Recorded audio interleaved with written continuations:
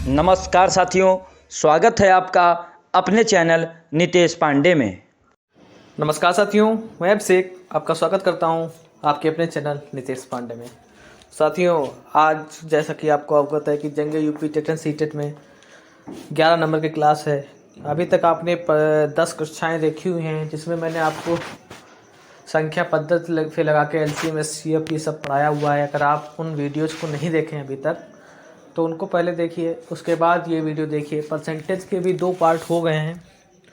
आज के इस वीडियो में परसेंटेज पार्ट 3 होना है, जिसमें मैंने सारे कंसेप्ट लगभग बता दिए हैं। परसेंटेज आज आपका समाप्त हो जाएगा।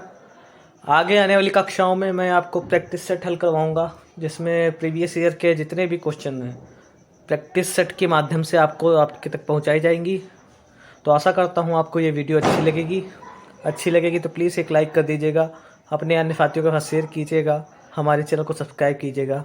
तो चलिए स्टार्ट करते हैं आज का अपना सेशन। परसेंटेज की अभी तक आपने 2 कक्षाएं देखी हुई हैं, जिसमें मैंने ये सब पढ़ाया है। प्रतिशत को भिन्न में कैसे बदला जाए, भिन्न को प्रतिशत में कैसे बदला जाए, प्रतिशत को दशमलव भिन्न में बदलना सीखा है हमने, दशमलव को प्रतिशत में बदलना सीखा है हमने। साथ ही साथ कुछ महत्वपूर्ण क्वेश्चन भी कराए हैं, जो आपकी परीक्षा को दृष्टिगत रखते हुए बहुत ही इम्पोर्टेंट हैं। तो आशा करता हूँ आप उन 2 वीडियोज़ को पहले देखेंगे। ये देखिए, बहुत इंपॉर्टेंट क्वेश्चंस कराए हैं। पिछले वीडियो में मैंने क्षेत्रफल पर आधारित प्रश्न भी करवाए थे, तो आशा करता हूँ वो वीडियोज आप पहले देखेंगे, जो बहुत ही महत्वपूर्ण आपके हैं। आज के इस वीडियो लेक्चर में मैं आपको ये देख लीजिए, प्रतिशत परिवर्तन पर आधारित प्रश्न कराऊंगा। इससे भी रिलेटेड आपके प्रैक्टिस सेट में ये देख लीजिए, अरिहंत का प्रैक्टिस सेट है। इसमें जो क्वेश्चन है, इसी से 2020 का जनवरी पेपर है, जो पेपर हुआ था, इसमें ये क्वेश्चन आया था। एक कमरे की लंबाई इतने घटाई गई, चौड़ाई घटाई गई, जबकि ऊंचाई 5% बढ़ाई गई। इस प्रकार कमरे के आयतन में कितने % का प्रतिशत परिवर्तन हुआ। मतलब प्रतिशत परिवर्तन पर क्वेश्चन आते हैं, इसीलिए हम लेके आए हैं प्रतिशत परिवर्तन पर आधारित प्रश्न। तो आपके जो भी पढ़ाया जा रहा है, आपको परीक्षा के दृष्टिगत बहुत ही इंपॉर्टेंट कराया जा रहा है। आप ऐसा मत सोचिए कुछ भी कहीं से भी करवा दिया जा रहा है। परीक्षा को दृष्टिगत रखते हुए प्रश्न रखे जा रहे हैं। तो आशा करता हूँ आप वीडियो को अंत तक देखेंगे और अपने वीडियो को लाइक करेंगे और अपने अन्य DLED के अन्य मित्रों के साथ शेयर करेंगे।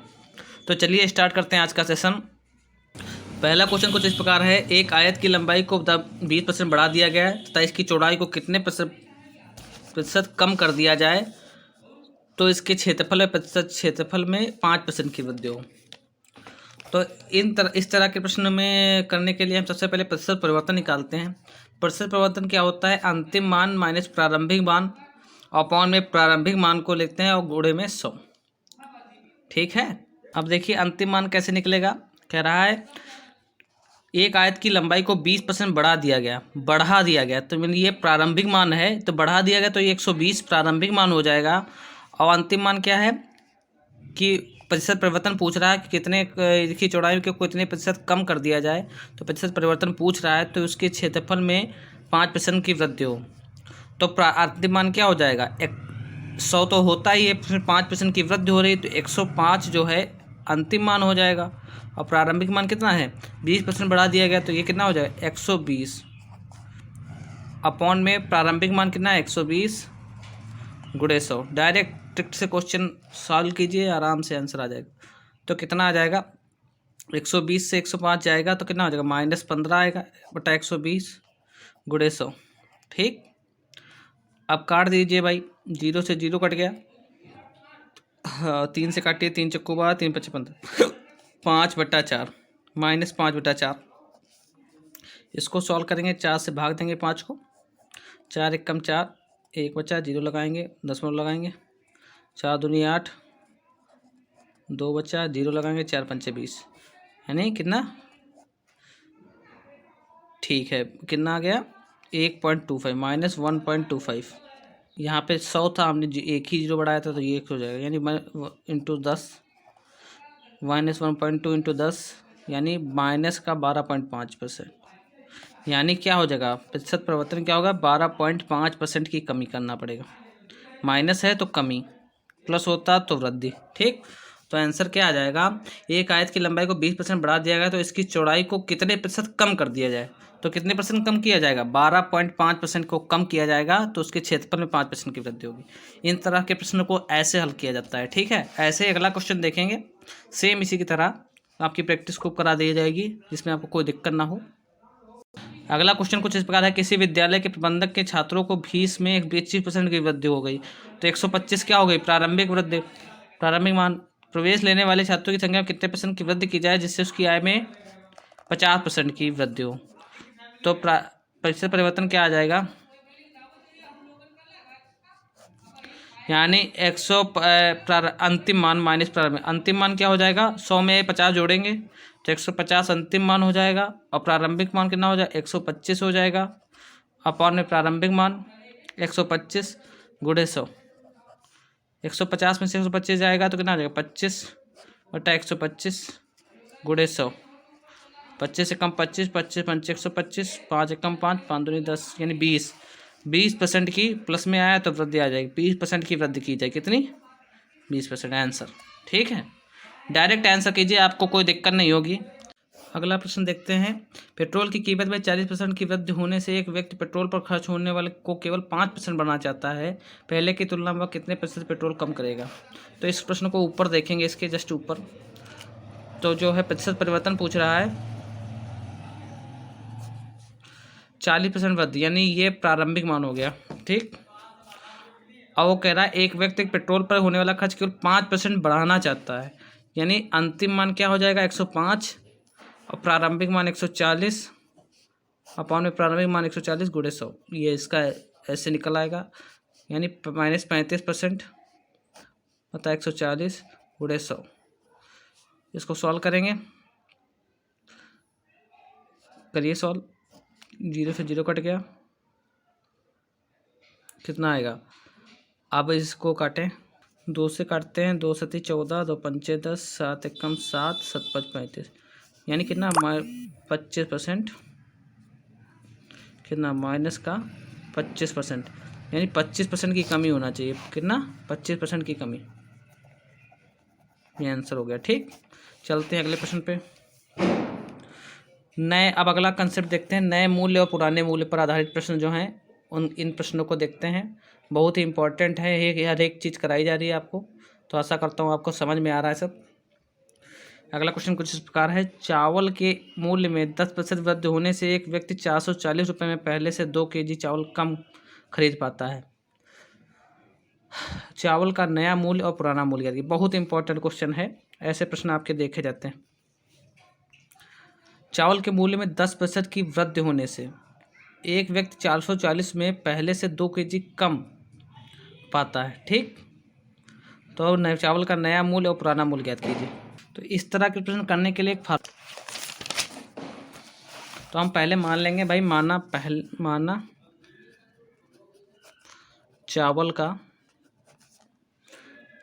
मूल्य ज्ञात कर ले। चावल का मूल्य 100 रुपये पर kg मान लेते हैं। 100 रुपये इसलिए मानते हैं, ये बेसिक से बता रहे हैं, पहले बेसिक से बताएंगे, फिर आपको हम दोनों उससे बताएंगे कि फार्मूले से आप कैसे कर सकते हैं डायरेक्ट, ठीक। तो पहले हम दिखा लेते हैं, पहले क्या कह रहा है क्वेश्चन में, देखिए कह रहा है चावल के मूल्य में 10% वृद्धि होने से एक व्यक्ति 440 में पहले से 2 kg चावल कम पाता है, ठीक है। तो पहले जो है चावल था 100 रुपये पर kg था, कितना? 100 रुपये पर kg था, ठीक। इसमें कितनी वृद्धि हुई है? 10% की वृद्धि हुई, कितनी? 10% की वृद्धि हुई है, ठीक है। 100 रुपये kg था, उसमें 10% की वृद्धि हुई है, तो जब 10% की वृद्धि होगी तो इसका मूल्य क्या हो जाएगा? 110 रुपये पर kg आ जाएगा, ठीक। तो इसमें चावल की मात्रा जब 100 रुपये में थी तब चावल की मात्रा कितनी थी? कह रहा है 440 में मिलता था ना, तो यानी डिवाइड करके निकाल लेते, मात्रा निकाल लेते, यानी 440/100 कितना मिलता था? 4.4 kg पहले मिलता था जब 100 रुपये में थी, 4.4 kg चावल पहले मिलता था। अब भाई रुपये था, उस 100 रुपये पर kg था, हमारे पास कुल रुपये 440 हैं। अगर हम 100 से डिवाइड कर देते हैं तो हमको चावल की मात्रा पता चल जाएगी। 4.4 kg हमको पहले मिलता था, ठीक। अब जब 110 रुपये हो गया, प्राइस 10% वृद्धि हो गई, तो 440 अपॉन में 110 करेंगे तो कितना हो जाएगा? 11 चौको अब भाई हमको 4 kg मिलता है चावल। कितना मिलता है? 4 kg। तो हम अब निकालेंगे कि कैसे। आप देख लीजिए प्रश्नानुसार, देखते हैं क्या करता है। प्रश्नानुसार जो है 4.4 kg से हम 4 kg घटाएंगे तो कितना ज़्यादा, कितना कम पड़ते हैं? 2 kg कम पाते हैं ना। इधर देख लीजिए, अगर हम पहले 10% की वृद्धि होने से एक व्यक्ति 440 रुपये में 2 kg चावल कम पाता है, मतलब कि अंतर जो है 2 kg है। पहले 4.4 kg पाता था, अब 4 kg पाता है। तो इस दोनों का ये तो हमारे हिसाब से आया। अगर अंतर कितना है? 2 kg का। ठीक, तो इसका हम पहले निकाल लेते हैं। कितना आ गया? 0.4 kg इजकल टू 2 kg आ जाएगा। ठीक, ये kg हटाते हैं। 0.4 kg इजकल टू 2 kg। तो यहाँ पे 1 kg क्या हो जाएगा? 2/0.4। हाँ करते हैं, 4×5 = 20, यानी 1 kg जो है 5 के बराबर है, 5 kg के बराबर। ये हमारे हिसाब से है कि भाई हमने 100 रुपये के हिसाब से माना था ना, तो ये हमारे से हिसाब से आया 1 kg बराबर, और ये प्रश्न के हिसाब से 5। ठीक, अब पहले कीमत निकाल लेते हैं। पहले की कीमत यानी पुरानी कीमत कितनी हो जाएगी? 100 रुपये था, उसमें हमने 1 kg का मान रखना है, यानी 100/1 kg कितना है? 5। 5 दूनी 10। ये हमारी पुरानी कीमत आ गई 20 रुपये पर kg। ठीक, अब नई कीमत निकाल लेते हैं। नया मूल्य यानी नया मूल्य है 100 पर kg हमने होता है, यानी 100 कितना हो जाएगा? ये 100 का है। नया मूल्य तो 110 है ना। नया जो मूल्य था 110 था, तो हम 100, ये तो पुराना आ जाएगा, नहीं तो 110 बटा कितना? 1 kg का मान 5 है, इसे करें तो 22 आ जाएगा। 22 रुपये पर kg। तो ये नया मूल्य होगा। एक बार फिर से समझ लीजिए, हमने चावल का मूल्य मान लिया 100 रुपये पर kg। ठीक है, पहले कीमत जो हमने 100 रुपये kg है, तो उसमें 10% की वृद्धि हुई तो 110 रुपये पर kg आ गया। अब पहले के मूल्य में हमको कितना चावल मिलता था? 440 जो है हमको कुल मूल्य है, हमारे पास 440 रुपये हैं। अगर हम 100 रुपये पर kg चावल है तो हमको कितना चावल मिलेगा? 4.4 kg मिलेगा। ये आगे जब पहले हमारे पास 100 रुपये kg का हिसाब से चावल था। अब 10% की वृद्धि जब हो गई तो 110 रुपये पर kg चावल हो गया। तो हमारे पास रुपए तो उतने ही हैं, 440 में अब हम 110 से भाग करेंगे तो अब हमको 4 kg ही चावल मिलता है। अब प्रश्न क्या कहता है? कहता है कि 2 kg हमको अब कम मिलता है जब हमारी 10% की वृद्धि हो गई। जब हमारी 10% की वृद्धि हो गई तो हमको 2 kg चावल कम होता है। तो हम इन दोनों का अंतर निकालेंगे, वो किसके बराबर है? प्रश्नानुसार 2 के बराबर है, यानी 4.4 kg minus 4 kg equal to कितना हो गया? 2। इसको घटाएंगे तो 0.4 kg इजकल टू 2। हम यहाँ से 1 kg का मान निकाल लिए, 5 आ गया। ठीक, अब होता क्या है? पहले कीमत निकालने के लिए 100 रुपये पर kg हमने माना था।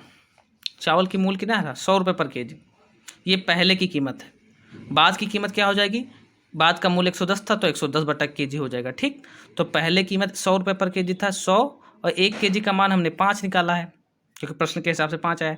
तो 5 ये 20 रुपये पर kg पहले की कीमत हो गई। और नया मूल्य क्या हो गया? 110 रुपये पर kg हमने, क्योंकि नया मूल्य 110 आ गया था। 110/5 करेंगे तो 22 रुपये पर kg, ये नया मूल्य होगा। ये हो गया आपका बेसिक से। अब अगर आपको बेसिक से नहीं करना है या आपको टफ लग रहा है तो मैं आपको 2 फार्मूले लिखा दे रहा हूँ, उनसे अगर आप करेंगे तो आपको समझ में आ जाएगा। ठीक है, ये आपका फार्मूला है कमी के लिए। अगर प्रश्न में पूछा जाए कमी कि कितने प्रतिशत की कमी की जाए तो हम ये वाला फार्मूला ऊपर वाला लगाएंगे। जैसे प्रश्न में था, चावल के मूल्य में 10% की वृद्धि होने एक व्यक्ति 440 में पहले से 2 kg चावल कम पाता है। कितना कम पाता है? यानी कमी ये है, कमी नहीं। चावल के एक मूल्य में 10% की वृद्धि की जाती है। ये वृद्धि की जाती है, पहले वाला देखते हैं। वृद्धि की जा रही है तो इसमें हम वृद्धि वाला फार्मूला लगाएंगे, यानी ये नीचे वाला। पुराना मूल्य क्या हो जाएगा? x/100 + x × m, और नया मूल्य क्या होगा? xa/100m। अगर प्रश्न में आ जाए कि कितने प्रतिशत की कमी की जाए तो हम ये वाला फार्मूला लगाएंगे, xa/100 - xm × m। कमी में नीचे माइनस हो जाता है, वृद्धि में नीचे प्लस हो जाता है, इतना आप ध्यान रखिएगा। ठीक है, आइए सॉल्व करते हैं इसी प्रश्न को। कह रहा है चावल के मूल्य में 10% की वृद्धि आ गया तो हम नीचे वाला फार्मूला लगाएंगे। तो पुराना मूल्य क्या हो जाएगा? पुराना मूल्य वृद्धि है तो नीचे प्लस हो जाए, XA/100 प्लस एक्स इंटू में m। ठीक, वृद्धि आ गई ऊपर तो हम प्लस नीचे करेंगे। एक्स इसमें क्या है, जितनी वृद्धि हुई है, कितनी वृद्धि हुई प्रश्न में देखेंगे, 10% की वृद्धि हुई है तो एक्स की वैल्यू 10 हो जाएगी। ए क्या हो गया, मूल्य हो गया, जो मूल्य होता है, यानी ए क्या है 440। ठीक, 100 प्लस एक्स यानी 100 प्लस एक्स यानी कि 10 था, और एम कितना है, कमी कितना हुआ, अनाज कम कितना हो गया, 2 kg। 2 kg जो है चावल कम हो जाता है, तो ये 2 हो जाएगा। ठीक, आप सब समझ गए हैं। यानी इसको सॉल्व करेंगे, 440 गुणे 10 अपॉन 110 गुणे 2। ठीक, 0 से 0 काटते हैं, 11 कम गया, हम 11 चक्कू 44। ठीक, 2 1 कम 2, 2 दूनी 4, यानी पुराना मूल्य कितना है, 20 रुपये पर kg आ गया। ठीक, और नया मूल्य भाई, नया मूल्य तो सब में वही होता है, XA/100m। ठीक, XA/100 यानी x कितना है, 10 है, a है 440, 100 इंटू m कितना है 2। कर दीजिए, 0 से 0 काटते हैं, 0 से 0, 22 दूना 24, ये 22 रुपये पर kg आ गया, 22 रुपये kg, ये हमारा नया मूल्य हो गया। तो आशा करता हूँ आपको समझ में आया होगा। बेसिक से आपको एक प्रश्न बता दिया है, आप उससे और भी प्रश्न अपने हिसाब से कर सकते हैं, उसकी मात्रा निकाल के फिर अंतर निकाल के आप कर सकते हैं। ठीक, मैं ऐसे आप कराऊंगा आपको ट्रिक से। आप देखते देखें, चाय के एक मूल्य में 10% की कमी हो गई, तो हम क्या नीचे माइनस लाएंगे, तो पुराना मूल्य क्या हो जाएगा, XA/100 minus x into M. ठीक, ये हम लगाएंगे। एक्स की वैल्यू कितनी है 10, ए की वैल्यू 135, 100 माइनस एक्स यानी 10 इंटू में एम, कितना आवाज़ कम होता है 3। बस इसको सॉल्व कर लें, आंसर 10 गुणे 135 यानी 90 गुणे 3। ठीक, इसको सॉल्व करते हैं, 0 से 0 काटते हैं, 9 से काटते हैं इसको, 9 कम 9, 4 बचा, 9 5 45, 3 कम 3, 3 5 15, कितना आ गया 5। पुराना मूल्य जो है 5 रुपये पर kg आ गया। ठीक, हमको कुछ प्रश्न पढ़ना ही नहीं, 5 रुपये पुराना कुछ हो गया, और नया मूल्य तो हमको, नया मूल्य तो सब में सेम होता है, क्या होता है, XA/100m, यानी x है 10, a है हमारा 135, 100 ये है, इंटू m कितना है 3। काट देना, आंसर आ जाएगा जी। 30 काटे, 5 से काटे, 5 दूनी 10, 5 दूनी 10, 3 बचा, 5 7 35, 3 कम 3, 3 9 27, 9/2 यानी 4.5 रुपये पर kg हमारा नया मूल्य है। ठीक, कुछ प्रश्न पढ़ना ही नहीं है, आप दोनों कंसेप्ट समझ गए हैं। ठीक, अब हम देखते हैं भाई परीक्षा पर आधारित प्रश्न। बहुत इंपॉर्टेंट क्वेश्चन कराए जा रहे हैं आपको, ये 2 क्वेश्चन कराए जा रहे हैं, जिसमें आपको हर एक टाइप का क्वेश्चन पता चल जाए कि पेपर में कैसे आते हैं, परसेंटेज पूरा खत्म करना है अच्छे से। परीक्षा पर आधारित प्रश्न। राम को एक परीक्षा में उत्तीर्ण होने के लिए 36% अंक लाने थे, उसने 24% अंक प्राप्त किए तथा वह 9 अंक से फेल हो गया, परीक्षा का पूर्णांक ज्ञात कीजिए। बहुत ही इंपॉर्टेंट प्रश्न, हर एक प्रश्न ही बहुत इंपॉर्टेंट है, ढूंढ के कराए जा रहे हैं आपके लिए, तो आप इसके लिए 1 लाइक तो बनता है। अगला प्रश्न बहुत इंपॉर्टेंट है, राम को एक परीक्षा में उत्तीर्ण होने के लिए 36% अंक लाने थे, उसने 24% अंक प्राप्त किए तथा वह 9 अंक से फेल हो गया। ये मान लीजिए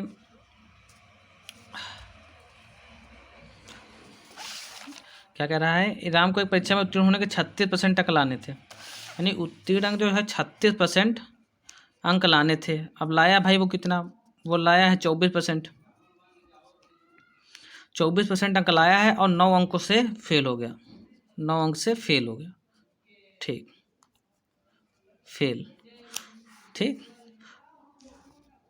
यानी 36% लाने थे और लाया 24% है, और 9 अंक से फेल हो गया, यानी इनका अंतर कितना है 12।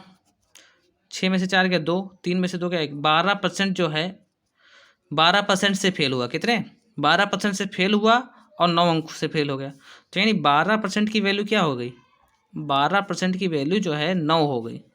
ये 12% का मान कितना है 9, इतना हमको पता चल गया क्योंकि वो 12% से फेल हो गया और प्रश्न में बता रखा है 9 अंकों से फेल हुआ है। ठीक, तो 12% की वैल्यू 9 हो गई, तो यानी एक एक नियम निकाल लें। 1% क्या की वैल्यू क्या होगी 9/12। ठीक, अब पूर्णांक होता भाई 100% का है, पूर्णांक पूछ रहा है ना पेपर में। पेपर में क्या पूछा क्वेश्चन में, परीक्षा का पूर्णांक। पूर्णांक कितना होता है 100% का होता है पूर्णांक। भाई कोई भी परीक्षा 100% अपने आप की होगी ही, तो 9/12 गुणे 100 करेंगे। काट लेते हैं, 3 3 9, 3 चक्कू 12, 4 एकम 4, 25, यानी 75 अंक हो गया पूर्णांक। कितना 75 आंसर। ठीक, आप समझ गए होंगे। चलते हैं अगले प्रश्न पे। एक परीक्षा में 30% अंक प्राप्त करने वाला छात्र 10 अंकों से अनुत्तीर्ण हो गया तथा इसी परीक्षा में 40% अंक प्राप्त करने वाला छात्र 20 अंकों से उत्तीर्ण हो गया। परीक्षा का पूर्णांक तथा उत्तीर्णांक प्रतिशत ज्ञात कीजिए। बहुत ही इंपॉर्टेंट क्वेश्चन देखते हैं। एक परीक्षा में 30% अंक प्राप्त करने वाला एक बच्चा कोई 30% अंक प्राप्त किया है, 10 अंकों से अनुत्तीर्ण हो गया। कितने 10 अंकों से अनुत्तीर्ण। ठीक, अनुत्तीर्ण मतलब फेल हो गया। ठीक, तथा इसी परीक्षा में 40% अंक प्राप्त करने वाला अंक प्राप्त करना 20 अंकों से उत्तीर्ण हो गया। 20 अंकों से उत्तीर्ण 20 अंकों से उत्तीर्ण। ठीक ठीक, तो पूछ रहा है इनका पूर्णांक, परीक्षा का पूर्णांक तथा उत्तीर्णांक प्रतिशत क्या कीजिए। अब देख लेते हैं भाई। 30% 10 अंकों से अनुत्तीर्ण हो गया, यानी जो पास होने की लाइन होगी हमारी, पास होने के इतने अंक चाहिए, तो उसमें यानी -10 अंक उसके कम हैं जब वो 30% अंक लाता है। ठीक, यानी -10 होगा इसका। अब 20 अंकों से अनुत्तीर्ण यानी +20, जो हमारा पास होने के अंक होंगे उससे 20 +20 ज़्यादा अंक पाता है जब 40% पाता है। ठीक, तो इन दोनों का अंतर निकालते हैं। इन दोनों का अंतर निकालते हैं, 40 में से 30 गया तो यानी 10% की वैल्यू कितनी हो जाएगी +20, 20 -10 अंतर करेंगे ना, तो यानी माइनस माइनस प्लस हो जाएगा। 20 + 10 यानी 30 हो जाएगा। कितना 30, यानी 10% का मान कितना है 30 अंक। तो हमारा पूर्णांक होता है 100% का, यानी 1% की वैल्यू क्या हो गया 30/10। 100% पूर्णांक होता है, यानी 30/10 गुणे 100। ठीक, ये काट देते हैं 0 से, यानी 300 अंकों का हमारा पूर्णांक हो गया। ये क्या है, ये हमारा पूर्णांक है जो पेपर में पूछ रहा है। परीक्षा का पूर्णांक तथा उत्तीर्णांक प्रतिशत ज्ञात कीजिए। तो ये हमारा पूर्णांक हो गया। ठीक है, ये हमारा पूर्णांक हो गया। अब हमसे पूछ रहा है भाई परीक्षा का उत्तीर्णांक प्रतिशत। परीक्षा का उत्तीर्णांक प्रतिशत, पहले हम 300 का हम 30% निकालेंगे, तो 300 का अगर 30% निकालें और उसमें 10 अंक जोड़ दें तब हमको उत्तीर्णांक प्रतिशत पता चल जाएगा, क्योंकि परीक्षा का पूर्णांक तथा उत्तीर्णांक प्रतिशत ज्ञात कीजिए। का अंक निकाल लें। सेकेंड पार्ट, पास होने के अंक। पास होने के अंक क्या होंगे 300 का पहले हम 30% निकालें, 300 गुणे 30/100। 300 का 30% निकाला, और अगर इसमें हम 10 जोड़ दें तो पास होने के अंक हमको पता चल जाएंगे। 0 0 0 0, यानी 30 या 90 + 10 यानी 100 जो है अंक है 30 या 90 + 10 यानी 100 अंक होंगे पास होने के अंक। ठीक, अब उत्तीर्णांक प्रतिशत उत्तीर्णांक निकाल लेते हैं। ये तो अंक हो गए भाई, प्रतिशत थोड़ी ना है। प्रश्न में उत्तीर्णांक का प्रतिशत क्या करना है। प्रतिशत उत्तीर्णांक निकाल लेते हैं। क्या हो जाएगा प्राप्तांक बटा पूर्णांक गुणे 100। ये होता है प्राप्तांक कितना है 100 है, पूर्णांक है 300 गुणे 100। इनसे ये काट देते हैं तो कितना हो जाएगा 33 सही 1/3%। 33 सही 1/3% इसका प्रतिशत उत्तीर्णांक होगा। ठीक, तो आशा करता हूँ आपको समझ में आया होगा। एक बार फिर से समझ लीजिए, 30% से 10 अंकों से उत्तीर्ण हो जाता है, ये प्रश्न में बोल रहा है। 40% पाए अगर कोई बच्चा तो 20 अंकों से उत्तीर्ण हो जाता है, +20 हो जाएगा। तो इन दोनों का अंतर निकालते हैं। 10 अंकों से अनुत्तीर्ण यानी -10, 20 अंकों से उत्तीर्ण यानी +20। इन दोनों का अंतर यानी 40 में से 30 गया 10%, 20 में से 10 जाएगा 20 -10, -10 घटाना है ना, तो 30 हो जाएगा। यानी 10% की वैल्यू 30 हो गई। यहाँ से हमने पूर्णांक का निकाल लिया, 100% होता है किसी भी परीक्षा का पूर्णांक। वो 300 अंक आ गया। अब पास होने का अंक निकाल लिया, 300 का 30% निकाला पहले, 300 गुणे 30/100, उसमें 10 अंक जोड़ दिया तो हमको पास होने के अंक पता चल गए, कितना आ गया 100। अब प्रतिशत उत्तीर्णांक निकालने के लिए प्राप्तांक जितने हमको अंक मिले हैं अपॉन में पूर्णांक गुणे 100। प्राप्तांक कितना था 100 और पूर्णांक कितना 300 गुणे 100, यानी 33 सही बटा 3 हमको पता चल गया कि कितने अंक प्रतिशत उत्तीर्णांक पता चल गया। ठीक, अब इसी तरह एक और प्रश्न है, देख लीजिए। राहुल एक परीक्षा में 70% अंक प्राप्त किया, तो ये राहुल का अंक है। राहुल सॉल्यूशन देख लेते हैं इसका। 70% अंक प्राप्त किया और 10 अंकों से उत्तीर्ण हुआ, 10 अंकों से उत्तीर्ण। ठीक, उसी परीक्षा में सुरेश 75%, सुरेश जो है, सुरेश क्या करता है 75% पाता है अंक और 20 अंकों से उत्तीर्ण हो गया, 20 अंकों से उत्तीर्ण। ठीक, परीक्षा का पूर्णांक तथा उत्तीर्ण होने का पता सेम है, यानी +10, इन दोनों का अंतर निकाल लेंगे। ये +10 हो जाएगा, ये +20, इन दोनों का अंतर निकालेंगे, यानी 5% की वैल्यू कितनी हो जाएगी, 20 में से 10 गया 10, यानी 1% की वैल्यू क्या हो गई 10/5, यानी 100% की वैल्यू क्या आ गई 10/5 गुणे 100, 5 दूनी 10, यानी 200 अंक का पूर्णांक हो गया, पूर्णांक। ठीक, 200 अंक का हमारा पूर्णांक हो गया। ठीक, अब पास होने का अंक निकाल लेते हैं भाई, पास होने का अंक हम निकाल लेते हैं। पास होने का अंक कैसे निकालेंगे, जितना भी है 200 का 70% निकालें, इसमें 10 अंक जोड़ देंगे, 200 गुणे 70/100 + 10, ये हमारे पास होने के अंक हो गए। काट देते हैं, यानी 7 दूनी 14, 7 दूनी 14 और 0 + 10, यानी 150 अंक के हमारे पास होने के थे। अब प्रतिशत उत्तीर्णांक निकाल लेते हैं। क्या होता है प्राप्तांक बटा पूर्णांक गुणे 100। प्राप्तांक हमारा 150 है, पूर्णांक हमारा 200 था, गुणे 100, 0 से 0 उड़ा देते हैं, 2 75, कितना हो गया प्रतिशत उत्तीर्णांक कितना है 75%। ठीक, सॉरी यहाँ पे 10 अंकों से उत्तीर्ण हुआ है, उत्तीर्ण हो गया यानी +10, यहाँ पे 10 अंकों से उत्तीर्ण हो गया है, मतलब 10 अंक जब 70% पाता है तो 10 अंक ज़्यादा मिलते हैं उसको, तो इतना हम इधर माइनस करेंगे, जब घटाएंगे तभी तो वो पास होने का अंक पता चलेगा, तो यहाँ पे 130 होगा। ठीक, यहाँ पे 130 आएगा, 2 से काटेंगे, 2 छंग 12 तो 75, यानी 65% आ जाएगा, कितना 65। ठीक, तो आशा करता हूँ आपको समझ में आ रहा है सारा क्वेश्चंस। चलते हैं अगले क्वेश्चन पे। मोहन किसी परीक्षा में 20% अंक प्राप्त करके 30 अंक से फेल हो जाता है, तो मोहन का लिख लेते हैं पहले। 20% पाया है भाई और 30 अंक से फेल, अंक से फेल हो गया। ठीक, रमेश उसी परीक्षा में 30 अंक पर, रमेश का लिख लेते हैं भाई। रमेश जो है 30 अंक पर 30% पाता है और 10 अंकों से अनुत्तीर्ण हो जाता है, 10 अंक से फेल हो जाता है। ठीक है, कोई दिक्कत नहीं है, यानी ये -30 हो जाएगा, ये क्या हो जाएगा +10। ठीक, ये 10 अंक से फेल, ये -10 हो जाएगा। इन दोनों का अंतर निकाल लेते हैं, 10% की वैल्यू क्या आ जाएगी, इनका अंतर निकालेंगे, -10 -30, तो यानी -10 -+ 30 में से 10 गया, यानी 20 आ गया, कितना 20। 10% की वैल्यू 20 है, तो 1% की वैल्यू कितनी होगी 20/10, यानी 100% की वैल्यू क्या हो गई 20/10 गुणे 100। आप काटते हैं भाई, यानी 200, पूर्णांक हमारा 200 आ गया। ठीक, पूर्णांक कितना आ गया 200। अब पास होने का अंक निकाल लेते हैं भाई, पास होने का अंक कितना हो जाएगा, पास होने का अंक क्या हो जाएगा 200 का पहले हम 20% निकालते हैं, 200 गुणे 20/100। अब उसमें 30 अंक से फेल हो गया है तो +30 करेंगे तभी तो आएगा,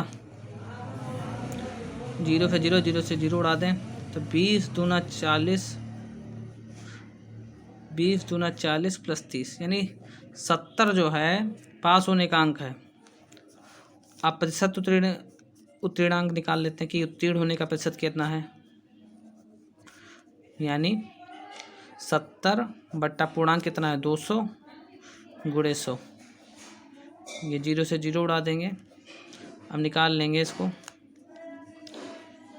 2 से काट, ये वाला जीरो से जीरो इधर उड़ा, 2 से काटे तो 75, यानी 35% उत्तीर्णांक है। ठीक, तो आपको ये समझ में आ गया।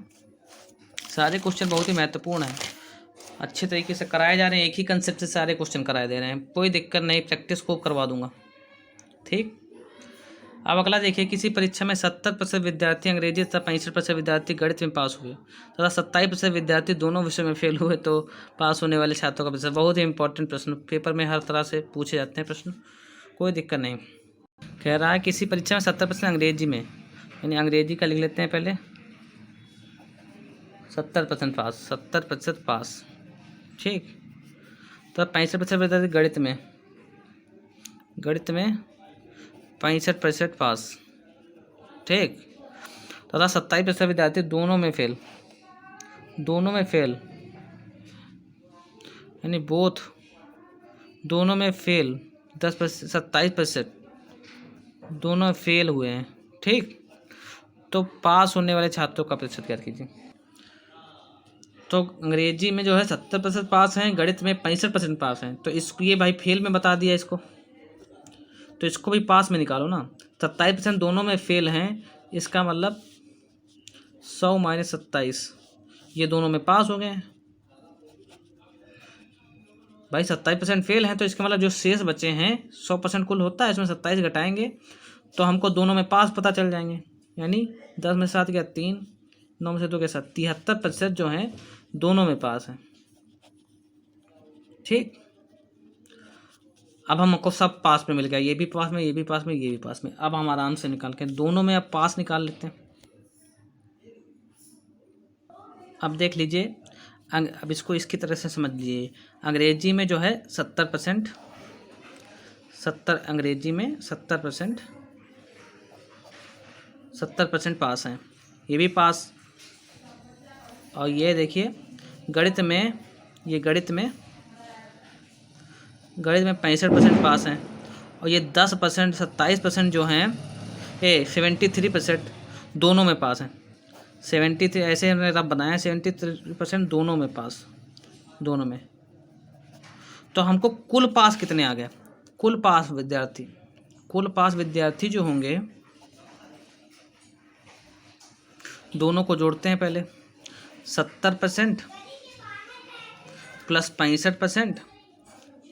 अब भाई ये जब हम अंग्रेजी का लेंगे तो इसके भी पास विद्यार्थी इसमें आ जाएंगे, जब गणित का लेंगे तो जो इसके पास विद्यार्थी हैं वो भी आ जाएंगे, तो इसमें से जो दोनों वाले हैं वो घटाएंगे, तब हमको कुल पास विद्यार्थी आ जाएगा।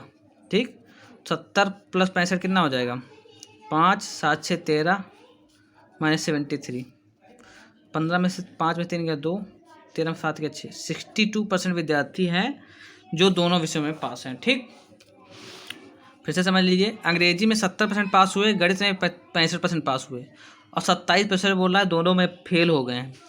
तो दो ये फेल कहा गया, हमको पास में निकालना है, तो 100 में से 27 घटाएंगे, 73% दोनों में पास हो जाएंगे। तो अब हम कुल पास विद्यार्थी निकालेंगे, 70 इसका लिया, 65 इसका लिया, अब 73 तो भाई दोनों में आ गया ना, 73% जो है वो दोनों में आ गए, तो दोनों को घटा देंगे।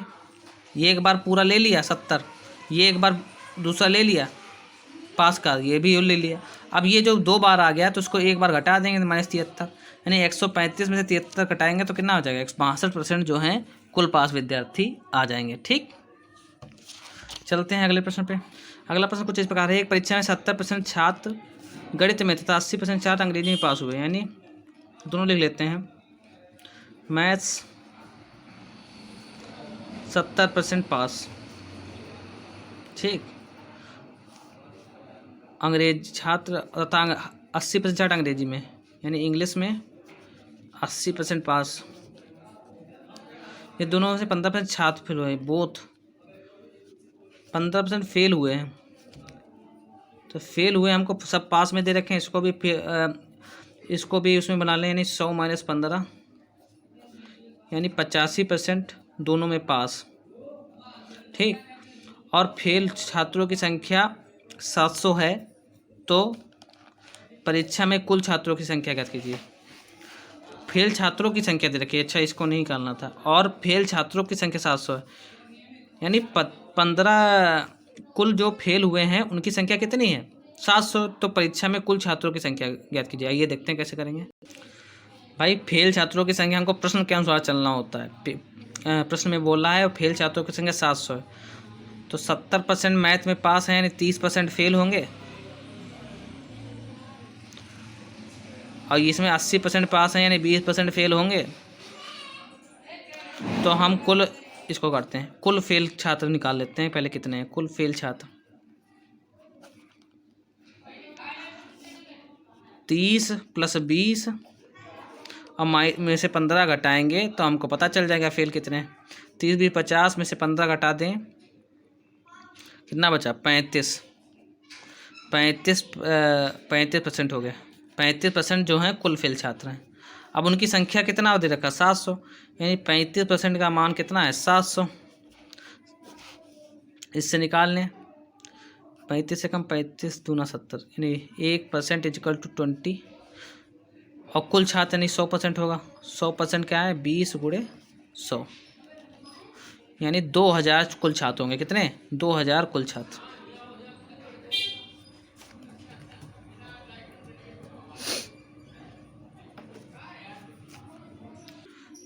तो आशा करता हूँ आपको ये सेशन पूरा अच्छा लगा होगा। अब अगले क्वेश्चन में आप जितने भी आपके ज़्यादा से ज़्यादा कंसेप्ट बता दिए गए हैं। अब जो है आपका मैं प्रैक्टिस सेट करवाऊँगा, जो प्रश्न उसमें आएंगे फिर उसको उस तरह से बताएंगे। अगली वीडियो में मैं आपको प्रैक्टिस सेट से स्टार्ट कराऊंगा, अच्छे से सारे क्वेश्चन कराऊंगा, जो पेपर को दृष्टिगत आपको करने में भी मज़ा आएगा। पूरा प्रैक्टिस सेट जितने भी 15-20 दिन का टाइम है, इसमें प्रैक्टिस सेट जम के करेंगे। तो आशा करता हूँ आपको वीडियो अच्छी लगी है। वीडियो अच्छी लगी है तो प्लीज़ लाइक कीजिए, हमारे चैनल को सब्सक्राइब कीजिए और अपने अन्य साथियों के साथ शेयर कीजिए। कमेंट में भी बताइए कि कैसा लगा वीडियो। तब तक के लिए आप मिलते हैं नेक्स्ट वीडियो में, तब तक के लिए नमस्कार।